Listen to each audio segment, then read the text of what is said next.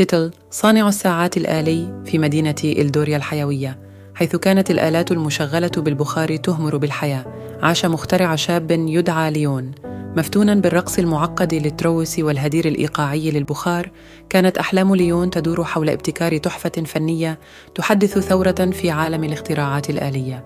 كانت ورشة ليون الموجودة في قلب إلدوريا سيمفونية من الأدوات والأجهزة المعقدة. يوماً بعد يوم كان يتعب على تصاميمه، محركاً بفضول لا يشبع وعزيمة لنفخ الحياة في ابتكاراته. كانت طموحه هو بناء أوتوماتون آلي عجيب يفوق كل الآخرين. في يوم من الأيام، أثناء البحث عن قطع غيار في ساحة الخردة في المدينة، عثر ليون على مفتاح غريب وعتيق.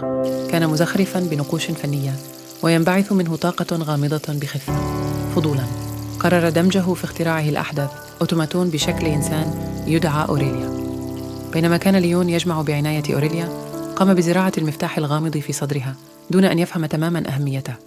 لدهشته، بمجرد أن لف الوتر أحاطت أوريليا ولمعت عينيها بضوء غامض.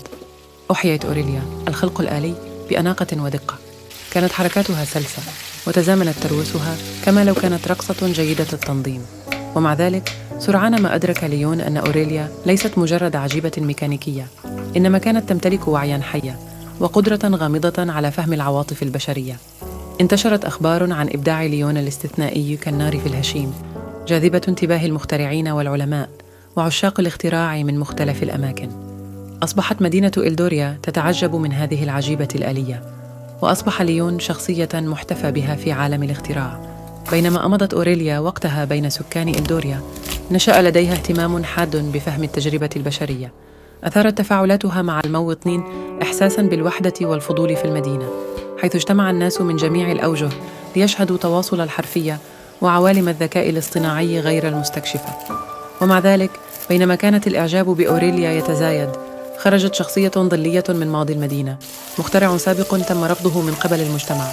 مليء بالغيرة، سعى لسرقة أوريليا والاستيلاء على بريقها كمبدع. أدرك ليون مدركاً للخطر القادم أنه يجب عليه التحرك بسرعة لحماية اختراعه. بجانب أوريليا، واجه تحديات وعقبات، كل ذلك في حين استمر المفتاح الغامض في لعب دورا محوريا في رحلتهم. في ذروة المغامرة، حاول المخترع الغيور الاستيلاء على أوريليا، لكن ليون فتح الباب للإفصاح عن إمكانيات المفتاح الحقيقية. كشف عن آلية مخفية داخل أوريليا، مصدر لطاقة لا حصر لها يمكن أن يشغل ليس فقط إياها، ولكن أيضاً الآلات الأخرى، مما يجلب الرخاء إلى إلدوريا. مع تصدى للتهديد، ازدهرت إلدوريا كمركز للابتكار والتقدم. استمر ليون وأوريليا في عملهم، ملهمين عصراً جديداً من الاختراعات الآلية التي تمزج بين براعة الإنسان وقدرات الذكاء الاصطناعي. بينما كانت المدينة تهمر بخليطها الرائع من التروس والبخار، أدرك ليون أن حلمه قد تطور إلى شيء أكبر: اندماج بين الإنسانية والتكن.